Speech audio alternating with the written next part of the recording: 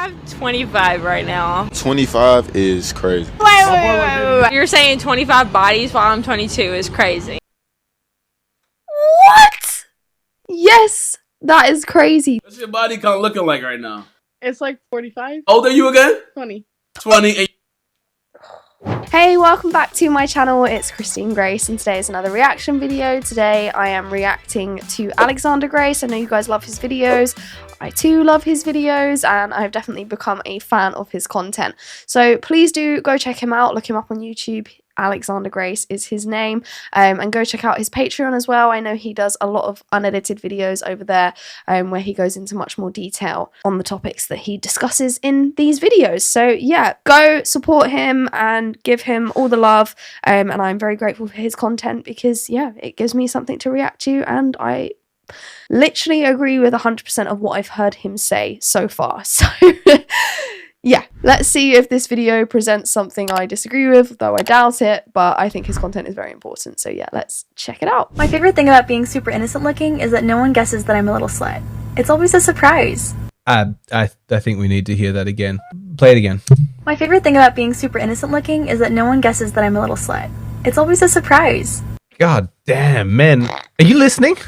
Clip, that one hurts to hear. I think as men, we want to be brave and honorable and do like heroic protective deeds. And I think a large part of what drives the cultivation of that sort of masculinity is that instinct that tells us that we need to protect the women of our tribe. We want to use our masculinity to protect their beauty, their purity, their virtue. And then when you see a woman like this, it just saps you of your motivation. Maybe that's why there's so many weak men in the culture at the moment, is there's not enough like virtuous feminine women to actually inspire proper masculinity. What man is going to want to struggle and suffer on her behalf? To protect her what? Her dignity? Her virtue? Her purity? She has none. She thinks it's funny. Her favorite thing about her sweet, innocent appearance is that it surprises people when they find out that she's a slut. Why exactly is that your favorite thing? Is it because you can get away with sleeping with like a bunch of guys and then not have the reputation of being promiscuous because no one suspects that of you? Is it because after sleeping with 100 men, you're still going to be able to find some poor sucker to wife you up because he's not going to believe that you could have ever had such a colorful past? Is it because you get some kind of perverse pleasure out of having men think the best of you and it's funny and enjoyable to you when you actually subvert their expectations and reveal you're a much lower quality woman than they thought? Is it fun for you in some way to like shock them, like, you wouldn't suspect I'm the kind of girl who has no standards and just sleeps with anybody? God, I hope it's not that one. For some reason that one seems like the darkest. I don't know exactly what the source of her pleasure is here, but she is giving us an important reminder of the age-old lesson: do not judge a book by its cover. Every single man needs to watch this video because unless you really understand what I'm saying here, you are in danger. And part of that danger comes from inside yourself because as a man, you have a weakness for a pretty face. When a man sees a beautiful woman and he's attracted to her, he wants to believe the best in her. Men project positive values into a woman that they don't even know yet because they backwards rationalize their own attraction. It's called the halo effect. It's a psychological weakness that humans have where we assume that good-looking people are more virtuous than they actually are. It's been studied extensively. The research on it's actually pretty fascinating. They find that wait staff get bigger tips if they're good looking, attractive people get more lenient jail sentences, more promotions, better grades in school, and nowhere is the halo effect more prevalent than in the dynamic between hot girl and horny guy. So you see a girl like this and you find her attractive, she's your type, and before you've even had a conversation with her, you imagine that she has a certain kind of character. You want to believe that she's feminine, she's kind, she's got good solid values. That right there, what's happening inside your mind, that is your horniness backwards rationalizing your attraction to this girl. And I'm telling you, you have to be suspicious of your own cognitive bias. That girl you like, the one that you find attractive, she might not seem on the surface like a for the streets kind of girl, but you don't know. And you would be shocked at what some of these girls have gotten up to. How many guys did you have sex with? 56. I have 25 right now. 25 is crazy. Wait. You're saying 25 bodies while I'm 22 is crazy. What? Yes, that is crazy. 25? You're 22? Huh? What? 25, 22. I'm really bad at math, so I'm not going to sit here and try and work it out. But yeah, that's wild. What's your body count looking like right now? Okay, the first two, I'm like, fair enough. Like, they don't look like sluts. Like, that's kind of blew my mind. But this one, I'm going to guess. Let's play a little game. I'm going to say 78 is screaming at me. It's like 45, How old are you again? 20, 20. And your body count is 45. 45. If you want to make sure that you're not wifing up a girl who's already been with 50 guys in the past, you cannot rely just on her appearance, saying, well, she doesn't look like a promiscuous girl. Now, you might be saying, Alexander, that's so obvious. Of course. I have never heard this audio effect on Alexander Grace's voice before. Oh, I'm sorry. That's tickled me. That's really funny. You don't look at her appearance. You have to look at a woman's behavior, right? wrong. We saw in my course how badly that strategy worked out. Tell me this, how are you going to judge whether or not a woman has had a promiscuous past based on how she interacts and behaves with you in her relationship now? So she's not sleeping with a bunch of guys right now because she's dating you. Does that mean that she didn't do it in the past? You say, Well, when she's around me, she doesn't act like the kind of girl who would have done that in the past. of course, because she's not an idiot, she can correctly sense that, like most men, unless you have some kind of weird cuckold fetish, you're not going to be attracted to a woman who's had a colorful past. And We can think of a few of those, can't we? so she doesn't act that way around you because it's not in her self-interest. Please tell me you know this about women. If you've subscribed to my channel and you watch my videos, you should know this. Women morph their personalities to suit the man that they're with. They're like, We don't just do it to suit the men that we're with. We do it to get jobs. We do it to impress certain people. For example, what's a good idea to think of it? Like school. School maybe isn't an example. Yeah, we're morph-like creatures. It's a survival tactic. We don't have the physical strength to be able to survive in the way that men have. So we've had to, morph ourselves into the situation we want to be in, whether it be a certain, tribe or a certain man. We've had to morph into different desirable traits in order to be accepted, so to not be cast out and ultimately left to our own devices, because otherwise then we wouldn't survive. romantic chameleons, and this is especially true of young women who are still learning about themselves, discovering the world, still forming their identity. They don't Yeah, the young women often really aren't even aware that we do this. And of course, then they're not aware that it's a survival tactic. They have no idea where it's come from. So not only are they not aware of it, they're not aware of the necessity for it either. Because it's all good and well being aware of it, but it's like you need to be aware of why it's there. Like it is in your DNA, it is in your evolutionary biology. It's okay to acknowledge that it's there and be aware of it, but you need to know like why it's there. It's not just some cognitive thing that you can necessarily say, well, I'm just going to switch that off. You can be aware of it and be more healthy about it. know who they are. And so all of that loose feminine energy can kind of flow in lots of different directions. Understand, feminine energy does not have the clearly defined boundaries that masculine energy does. It's very different. Those masculine guys that you look up to, you know where they stand. They're clear, they're concise, their words match their actions. Just from talking with them, it's clear who they are and what they're about. But women are not like that. When it comes to their sense of self, they're a lot more flexible and they will change and adapt based on the man that they're with. Young women often have an array of different personalities that they change into based on the person that they're interacting with. When she's with you, she's this kind of person. When she's with her friends, she's that kind of person. With her family, this kind of person. With her ex-boyfriends, a completely different person. You see what I'm saying? Now that your girlfriend is with you, the data has been corrupted. Who your girlfriend is now, how she's acting, how she's behaving, is not a good indicator of who she was in the past. She has changed in order to suit you. On that The only clear indicator is of past actions, the things that have actually happened in the past. It's all good and well hearing her account of it now, but that's ultimately going to be predicated upon some kind of emotional bias to which she's going to manipulate the story anyway to her current emotional state and say that it happened in a certain way. But really, the only way to know is by looking at the actual concrete events of the past. first date, when you told her that you're interested in finding a kind, feminine, traditional woman so that you can get married one day. She likes you, and so that's who she becomes in order to please you. Even if she has never been that kind of person before, never held any of those values, she'll try it on. She'll give it a shot. And here's what's so fascinating about women. It's so interesting is that to them, that does not feel like a lie. It doesn't feel like she's being dishonest. Women just don't conceive of themselves in that way. Men have such a difficult time understanding this. But when you level a criticism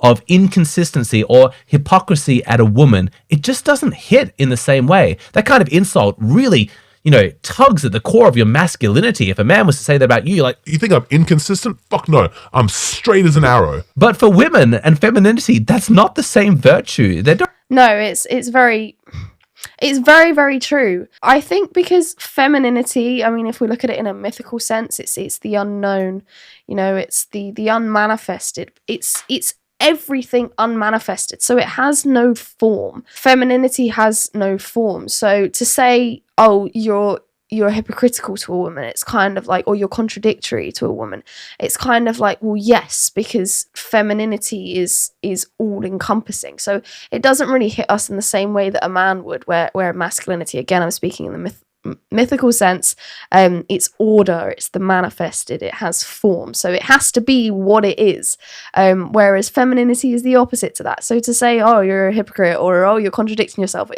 it doesn't hit the same, because for women, we I don't know how to word this quite correctly. I'm really struggling to articulate myself today, guys, so if I'm not coming across like I'm making any sense, I do apologize. But for a woman, we're quite all-encompassing. We feel so much, and we can feel such an array of things all at once.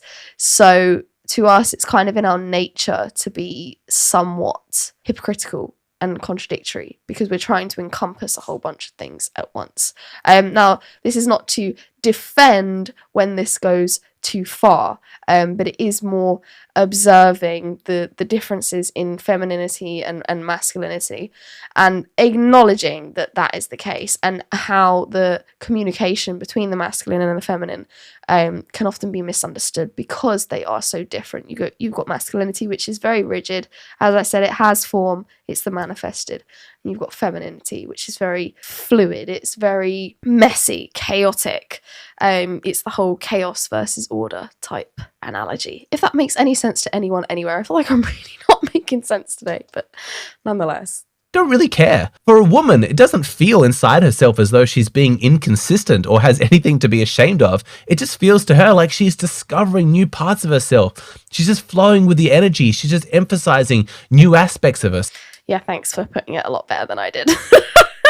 That's the feminine way of doing things. And here's the thing is, I don't even really have a problem with that. Like, that kind of feminine energy can be really great. If she's growing and changing as a person, that's good. We encourage that. And if she's changing based on her interactions with you, she's changing her behavior, her value system to adapt to you, that's a good thing. That means that she sees you as a high quality person who has good values. And so, yeah, it's a logical step for her to take. It's very rational for her to start to mimic parts of your personality. All that's a positive thing. I'm not criticizing it. But what I am saying is that all of that positive stuff that you're seeing now, based on her relationship with you, it means jack shit about how she was in the past. So if you really want to know what she was up to before she met you, you know, what kind of a life she was living, how many men she's been with, all of that stuff, you can't judge her based on her appearance, and you can't judge her based on her behavior now. You're going to have to talk about it. That's your best chance of discovering the truth. And the bad news doesn't stop, because even in a conversation, the chance of you actually hearing an honest answer is pretty low.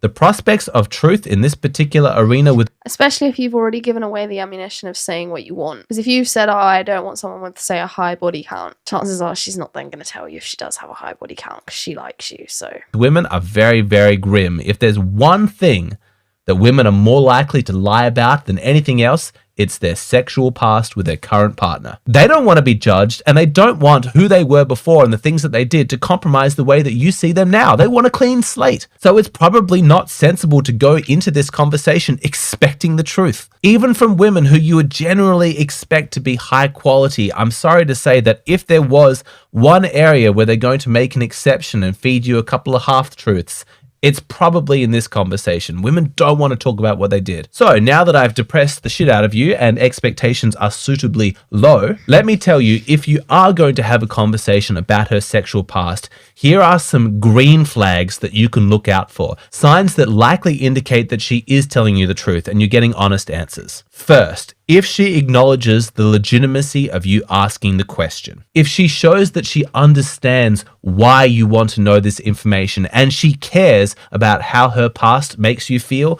that's a really good sign. Big green flag. But if a woman gets defensive and judgmental, like, why do you care? You're so superficial for even asking. Don't judge me. Don't interrogate me. It's not your business to know. if that's her attitude, then you're not going Big teller right there. Big teller. to get an honest answer. Even if you keep talking and she eventually gives you a number or a few descriptions, it's probably all lies. As well as being dishonest, a woman who responds that way is also really sexist because she's completely dismissing the legitimacy of the male value system that cares about this stuff. Another green flag to look out for is if she can describe in detail the psychological place that she was in back when she was making those promiscuous decisions and can... I could be wrong in saying this, so guys, please correct me in the comments if I am wrong. But I personally feel like I personally just couldn't lie about it because I don't like the idea of my lifelong relationship starting out with untruths, because I'm someone who believes that the truth always prevails and that the truth always comes to light. So, and I'm a big fan of Jordan Peterson, and one of his rules is like, don't bury things under the carpet because it grows and it turns into a monster, and then that monster comes out from under the carpet. So for me personally, like I couldn't start a relationship lying about that. But I do know that a lot of women do it. And I know that a lot of the women who do it, they do it because they've had a promiscuous past. The point I'm getting at is that I personally believe that a man would have more respect for a promiscuous woman. Is just honest about it. And like this particular point says, so she's got a body count of, like, we'll take that woman from earlier, 25. But she comes to it and she says, I've slept with 25 people. I know that's undesirable. I know why it's undesirable. She doesn't call you a misogynist or sexist for not finding that desirable. And she's able to describe to you why she did it, and even if it's, it might require an extreme level of awareness. She might come to you and say, yeah, I slept with these 25 people because I was addicted to attention, was fed the lie of Instagram and attention. Perhaps I had a lot of friends. I don't really like that one because it takes away the self-accountability. But if she can describe the space that she was in that led her to those choices, and that she can clarify and reiterate why she doesn't want to be like that anymore, I personally think that a man would have more respect for that woman versus the same woman who's got 25 bodies, but perhaps says she's only had 10. But then it comes out 5 years into the marriage that it was 25. I don't know. Guys, let me know in the comments, because I'm not a dude and I don't like to speak for dudes, and I'm completely speculating here. I could be completely wrong, but yeah. Let me know if I'm somewhat along the right lines, because, I'm a girl, so I can only speak from girl experience, and I would like to be able to, so I often talk about promiscuous women, I would like to be able to tell the promiscuous women something, because it's all good and well highlighting, it's not good to be promiscuous, but what about the women who, some of these women are really young, like that woman was 20 and it was, how much, 50 something? A lot of these women are really young and they've made these mistakes already. I would like to suggest a way forward. And I personally think that's the root of self-accountability and responsibility. But I'm not a guy, so I don't really what the right response is. So yeah, I'd appreciate you guys letting me know. Also detail what changed for her, how she changed, and how she's a different person now. Big green flag. For example, if she says, look, yeah, I had a promiscuous phase. I slept with this many men between these years. I did so because I hated my parents. I was in a rebellious phase. I was feeling self-destructive. I wanted the distraction. I wanted the self-esteem boost. But you know what? I recognize that's not who I want to be. It's not where I want to go in life. And so I changed this about myself and I started acting more like this. And I haven't been that person, in 10 years. And you can see it. Like, you can actually see in your interactions with her. Yeah, this is kind of what I was getting at. I would still like to know what the majority of you guys think, 'cause obviously this is just one guy saying this. But yeah, I think most men, from what I gathered, can much more respect the self-accountability and the self-responsibility route. And also, you know, actions speak louder than words. Actions speak louder than words. If her past is then correlating with what she's saying, then that's all round a positive thing. Growth that she's made, the kind of person that she is right now, and it seems like when she's talking about herself in the past, that is a stranger, you couldn't even recognize her.